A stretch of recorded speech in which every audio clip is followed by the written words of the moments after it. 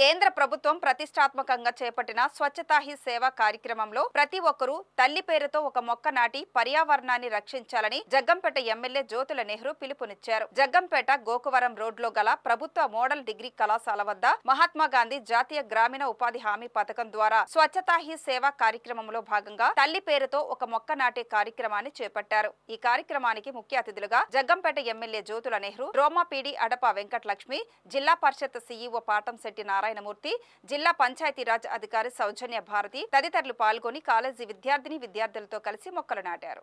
ఈ సందర్భంగా ఎమ్మెల్యే జ్యోతుల నెహ్రూ మాట్లాడుతూ పర్యావరణ పరిరక్షణ కోసం కేంద్ర ప్రభుత్వం మహాత్మా గాంధీ జాతీయ గ్రామీణ ఉపాధి పథకంలో తల్లి పేరుతో ఒక మొక్క కార్యక్రమాన్ని నిర్వహిస్తున్నారని, ప్రతి ఒక్కరూ మొక్కలు నాటి పర్యావరణాన్ని కాపాడి భావి తరాలకు ఆరోగ్యాన్ని ఇవ్వాలని కోరారు. ఉద్యమ రూపంలో జగ్గంపేట నియోజకవర్గంలోని ప్రతి గ్రామంలోనూ మొక్కలు నాటే విధంగా చర్యలు తీసుకొని 1,00,000 పళ్ళ మొక్కలు నాటేందుకు ఉపాధి హామీ పీడీ సహాయ సహకారాలు అందించాలని సూచించారు. మొక్కలను పెంచేందుకు ఫీల్డ్ అసిస్టెంట్లు 60 సంవత్సరాలు పైబడి ఉపాధి కూలీలను ఉపయోగించి మొక్కలకు రక్షణ కల్పించాలని కోరారు.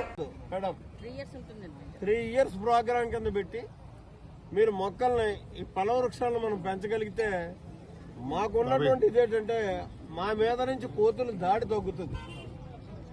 ఎందుకంటే అడవుల్లో పళ్ళ వృక్షాలన్నింటినీ మనం తినేసాం కాబట్టి ఇవాళ అడవులు వదిలేసి కోతులు ఓళ్ల మీద పడ్డాయి. కనీసం పళ్ళ వృక్షాలు వాటి కోసమన్నా మనం పెంచితే ఆ కోతులు మన మీద దాడి చేయడం మానేసి ఆ చెట్ల మీద దాడి చేస్తాయి, వాటితో బతుకుతాయి. పర్యావరణాన్ని మనం పరిరక్షించడం ఉంది, ఈ రకంగా చెయ్యాలి అని చేద్దామని చెప్పేసి నేను ప్రత్యేకంగా అధికారులను అభ్యర్థిస్తూ ఈ ప్రోగ్రాంని జాగ్రత్తగా ఈ 1,00,000 మొక్కలకి ఎంతమందిని ఇస్తారో ఒక టేబుల్ తయారు చేసి, ఎందుకంటే మాకు పనిచేసి ఏపీ వాళ్ళు ఇవాళ ఫీల్డ్ అసిస్టెంట్లు ఉన్నారు, వాళ్ళందరూ కూడా పని చెప్పడమే మన లోపం తప్పించి చేస్తారు.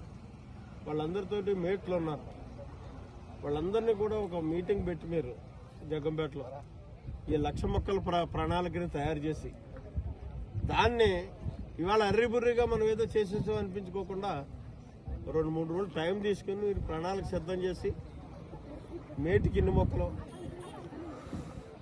ఫీల్డ్ అసిస్టెంట్కి ఇన్ని మొక్కలు, ఉన్నటువంటి దినసరి కూలీకి ఇన్ని మొక్కలు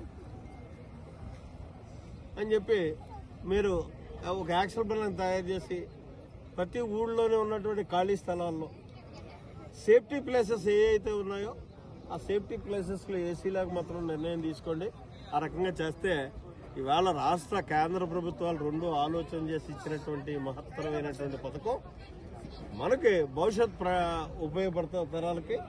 కాబట్టి అలా చేయాలని కోరుకుంటూ మీ అందరి దగ్గర సెలవు తీసుకుంటాం.